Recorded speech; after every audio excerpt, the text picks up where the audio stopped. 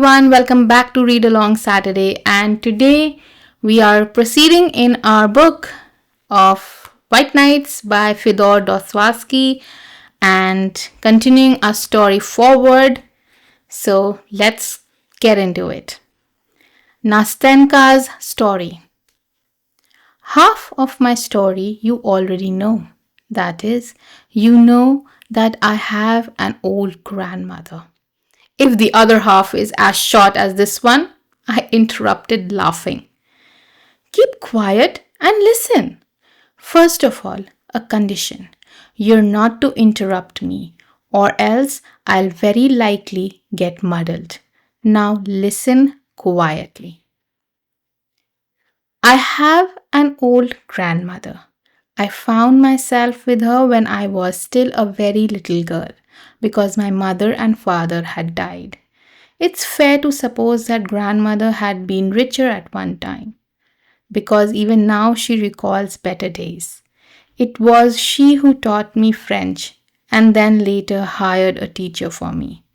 When I was 15 years old, I'm 17 now, the lessons stopped. And it was at this time that I got into a lot of mischief. But I won't tell you what I did. It's enough to say that my misdeed was minor. But grandmother called me one morning and said that since she was blind, she couldn't keep an eye on me. So she took a pin and fastened my dress to hers. And then she said that we would sit like that for the rest of our lives if, of course, I didn't behave better. In a word, at first it was quite impossible to get away. I did all my work, reading and studying right beside grandmother. I once tried to trick her and talked Feokla into sitting in my place. Feokla is our maid. She's deaf. Feokla sat down instead of me. Grandmother had fallen asleep in her armchair at the time, and I set off for my girlfriend's, not far away. Well, it ended badly. Grandmother woke up when I was away and asked about something, thinking that I was still sitting quietly in my place. Feokla could see that grandmother was asking for something, but she couldn't hear what it was. She thought and thought about what she should do, undid the pin, and took to her heels. Here Nastenka paused and laughed. I started to laugh with her. She stopped at once. Now, listen, don't you laugh at my grandmother. I am laughing because it's funny. What can I do when grandmother really is like that? But I love her all the same.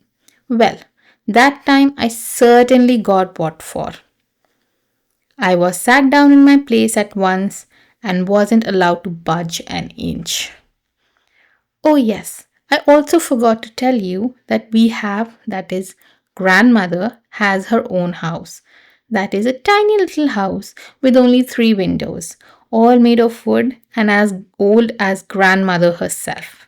And there's an attic upstairs. And so a new lodger moved into her attic.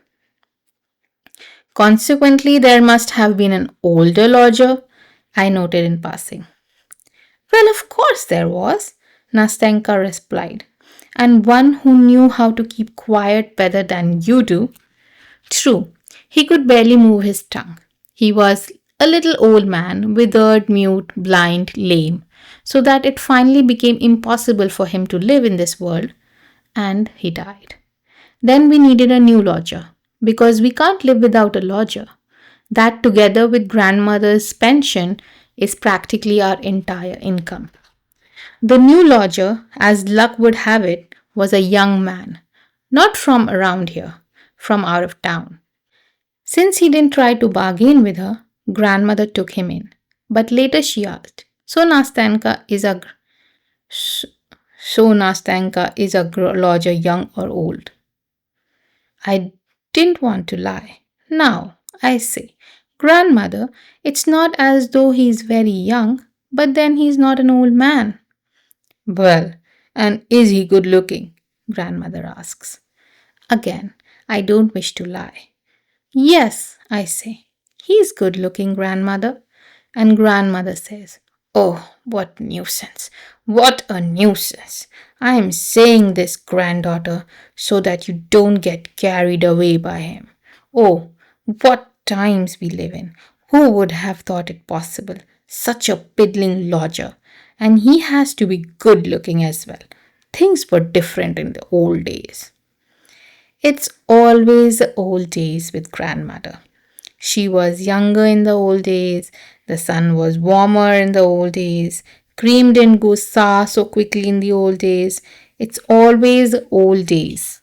And so I sit and keep quiet and think to myself, why is grandmother filling my head with ideas and asking whether our lodger is handsome or whether he's young? But that was all there was to it. I just gave it a thought and there and then began counting my stitches again. I was knitting stockings and then completely forgot about it. And then one morning, the lodger came to ask about his room being wallpapered as he had been promised. One thing led to another. Grandmother is talkative, you see, and she says, "Go to my bedroom, Nastenka, and bring me my accounts." I immediately jumped up, blushing. I don't know why, and I had forgotten that I was sitting there pinned to grandmother. I didn't quietly unpin myself so that the lodger wouldn't see. No, I dashed off so that grandmother's chair went flying. When I saw that lodger now knew everything about me, I blushed, stood there as if I was rooted to the ground, and burst into tears. I became so ashamed and miserable at that moment that life didn't seem worth living. Grandmother shouts, "Why are you just standing there?" Which made me cry even more. When the lodger saw this, when he saw that I was embarrassed on account of him, he took his leave and went away at once. From that moment on, I would practically die at the slightest sound in the entrance hall. There goes the lodger, I'd say to myself, and quietly undo the pin just in case. Only it was never him. He never came. 2 weeks passed. The lodger sent word through Feokla that he had a lot of French books and that he were all good books suitable for me to read. Wouldn't grandmother like me to read them to her so that we wouldn't be bored? Grandmother accepted with gratitude. But she kept asking if the books were moral or not. Because if the books were immoral, then you, Nastenka, she says, mustn't read them under any circumstances. You'll learn bad things. And what would I learn, grandmother? What's written in them? Oh, she says, they describe how young men lead well behaved girls astray, how, under the pretense of wanting to marry them, they carry them off from their parents' house, how they later abandon these unfortunate girls to the whims of fate, how they then perish in the most lamentable manner. I, grandmother says, have read a lot of books like that and everything, she says, is so wonderfully described that you sit up all night quite reading. So you, Nastenka, she says, see that you don't read them. What kind of books, she says, has he sent?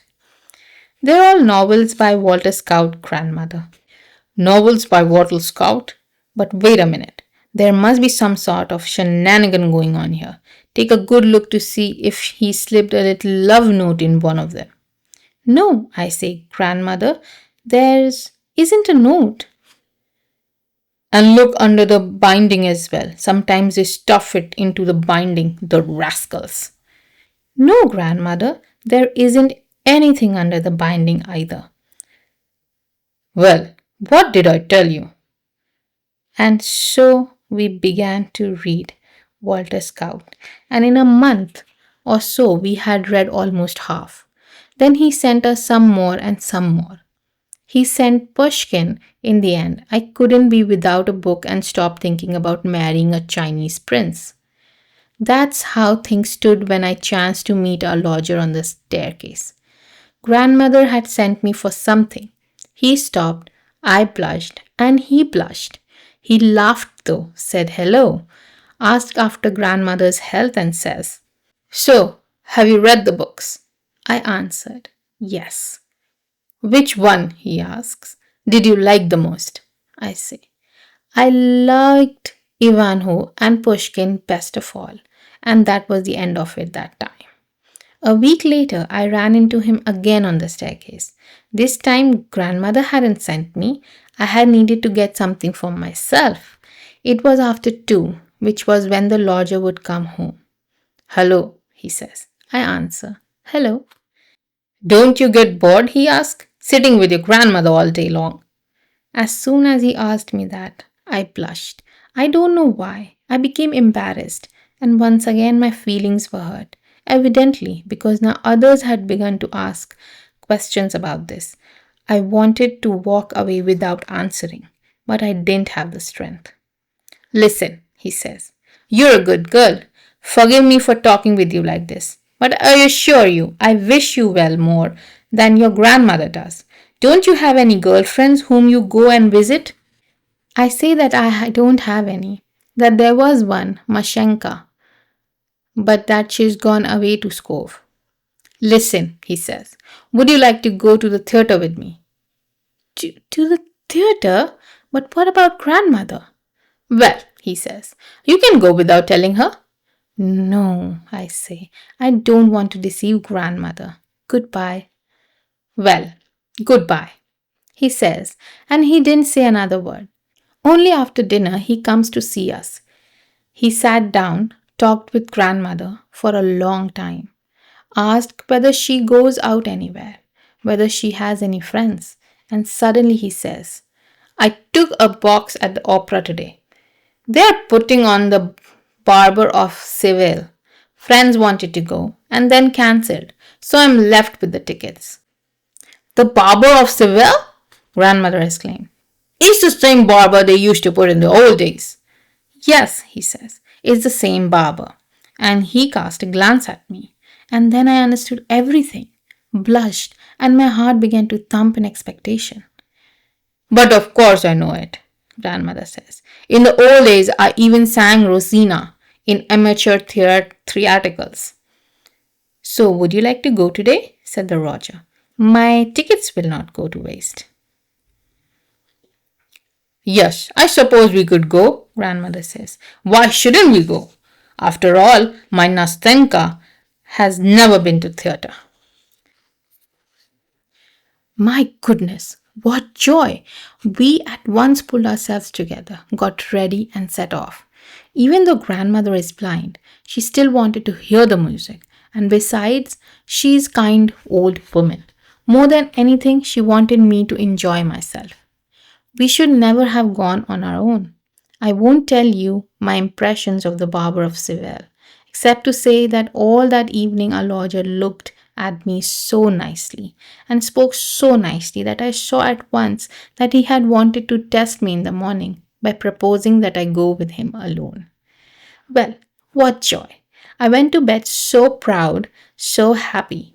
My heart was pounding, so that I became slightly feverish, and I raved on about the Barber of Seville all night long.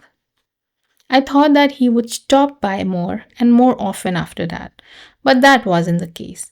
He almost stopped coming altogether, and so he would drop by once a month and only to invite us to the theatre. We went with him again a couple of times. Only I wasn't at all happy with this. I saw that he simply felt sorry for me because I was kept under grandmother's thumb so, and there wasn't anything else to it. And then, as time went on, something came over me.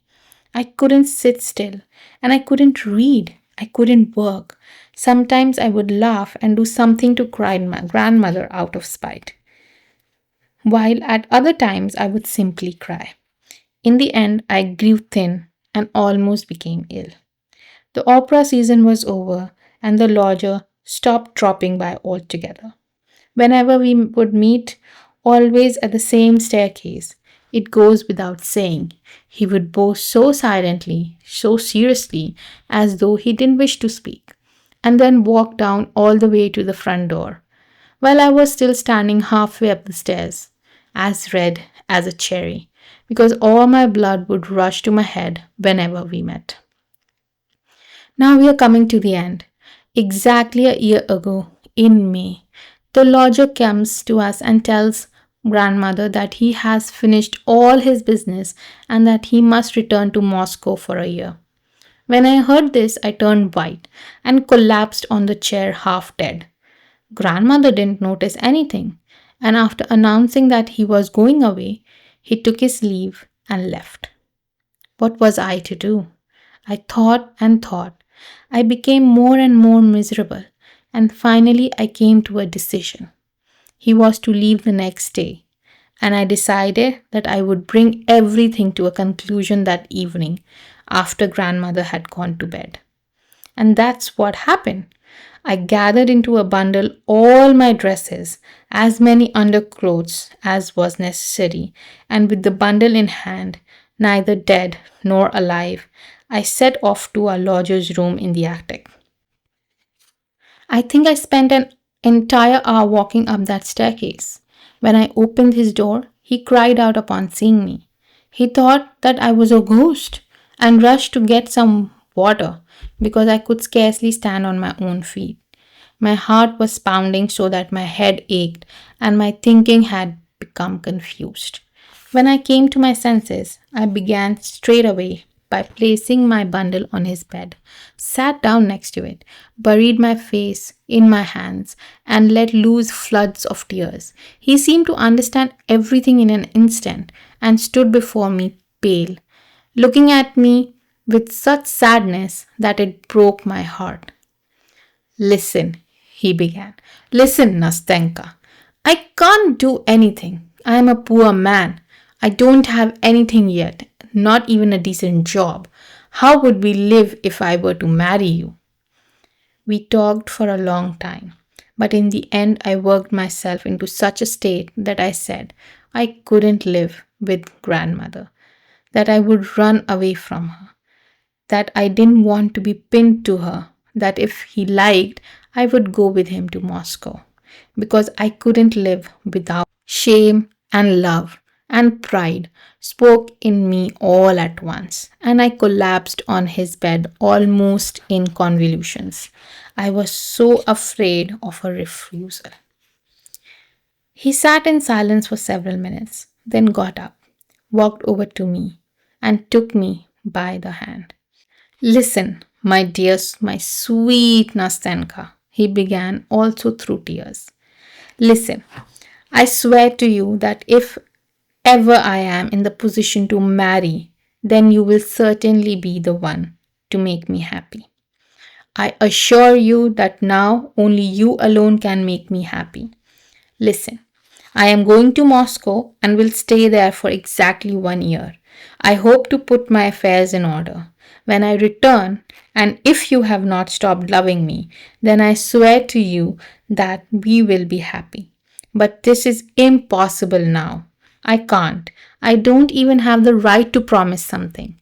But I repeat, if this doesn't happen in a year's time, then it certainly will someday. It goes without saying. But only in the event that you don't prefer somebody else to me, because I cannot and dare not bind you by any sort of promise. That's what he told me. And the next day he went away. We both agreed not to say a word about this to grandmother. That was how he wanted it. Well, now my story is almost finished. Exactly a year has passed. He has arrived. He has been here already 3 whole days. And, and, and what? I cried out, impatient to hear the end. And he still hasn't shown himself, Nastenka answered, as if summoning up all her strength. There has been neither hide nor hair of him. Here she stopped, fell silent for a bit, bent her head, and suddenly, having covered her face with her hands, began to sob so hard that it broke my heart. I wasn't at all expecting an ending like that. Nastenka, I began in a timid and ingratiating voice. Nastenka, for goodness sake, don't cry. How do you know? Maybe he hasn't arrived yet. He's here. He's here, Nastenka rejoined. He's here. I know it. We made an agreement back then, on that evening before his departure, when we had already said everything that I have told you. We had come to an agreement.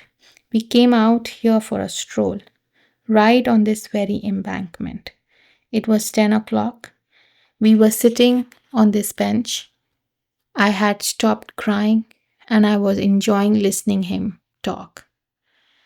He said that upon his arrival he would come to us at once. And if I didn't refuse him, then we would tell grandmother about everything. Now he has arrived. I know it, and he hasn't come. He hasn't. And once again she broke down in tears. Good heavens! Is there really nothing I can do to ease your sorrow? I cried out, jumping up from the bench in despair. Tell me, Nastenka, couldn't I at least go and see him? Would that really be possible? She said, suddenly raising her head. No, of course not. No, I said after giving it some thought. But here's what you can do. Write a letter. No, that's impossible. I couldn't do that, she answered resolutely.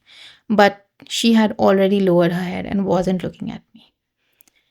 How is it that you can't? Why can't you? I continued, taking up my idea. But you know, Nastenka, you need a certain kind of letter. There are letters and then there are letters. And oh, Nastenka, it's true. Believe me, I wouldn't give you bad advice. All this can be arranged. It was you who took the first step. Then why can't you now? I can't. It would seem that I was forcing myself on him. Oh, my dear little Nastenka, I interrupted, not concealing a smile. Not at all. No, you, of course, have a right to because he promised you. And everything tells me that he is a delicate person, that he conducted himself properly. I continued becoming more and more enraptured with the logic of my own arguments and convictions. How did he conduct himself? He bound himself with a promise. He said that he would not marry anyone but you. If he does marry, he left you completely free to refuse him even now. Under such circumstances, you may take the first step. You have the right, you have the advantage over him. If, for example, you should wish to release him from his promise, listen, how would you write it? What? Why, this letter? I would write it like this. Dear Sir, is this dear Sir absolutely necessary? Absolutely. But then again, why should it be? I suppose, well, go on. Okay. Dear Sir, forgive me for... But no, we don't need any forgiveness. Here's the fact itself justifies everything. Write simply. I am writing you, forgive my impatience, but for a whole year hope alone has made me happy. Am I to blame that I cannot now bear even a day of doubt? Now, when you have come back, perhaps you have changed your intentions. Then this letter will tell you that I do not complain, nor do I blame you. I do not blame you, and that I have no power over your heart. Such, then, is my fate. You are a noble person. You will not laugh and will not be annoyed at my impatient lines.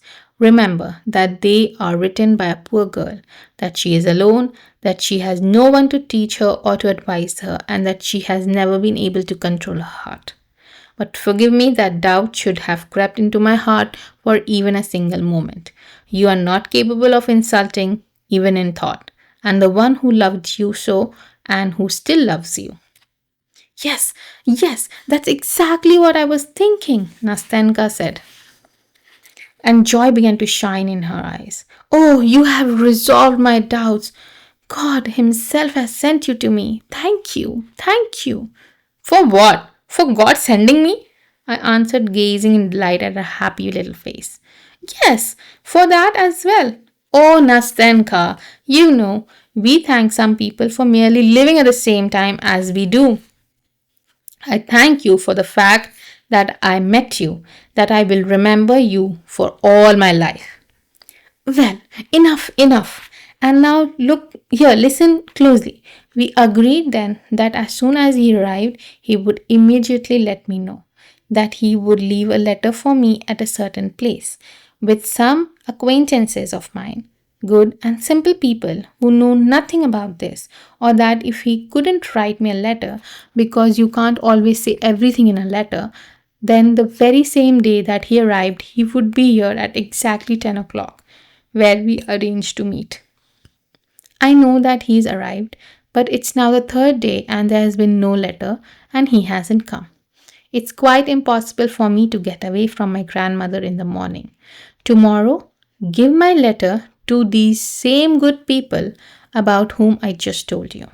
They will forward it, and if there's an answer, then you bring it yourself in the evening at 10 o'clock. But the letter, after all, you need to write the letter. So this will all probably be the day after tomorrow. The letter, Nastenka answered, a bit confused. The letter, but she didn't complete her thought. At first, she turned her face away from me, blushed like a rose, and suddenly I felt in my hand a letter that had evidently been written long ago, sealed and all ready to go. Some familiar, sweet, graceful recollection passed through my mind. Ro- Rosina, I began. Rosina. We both began singing. I, almost embracing her in delight, and she, having blushed as only she could blush, laughing through her tears, which trembled like pearls on her black eyelashes. Well, enough, enough. Goodbye now, she said in a rush. Here's the letter for you, and here's the address to take it to. Goodbye until we meet, until tomorrow. She firmly clasped both my hands, nodded her head, and flew away like an arrow down the lane. I stood there for a long time, following her with my eyes. Until tomorrow, flashed through my head as she disappeared from sight. Okay, so now we are down chapter 2 completely. We have a narrator's story and we have Nastenka's story. Next week, we are going to move forward with the third night, the third chapter, and let's find out what happens next because now I'm intrigued. See you then.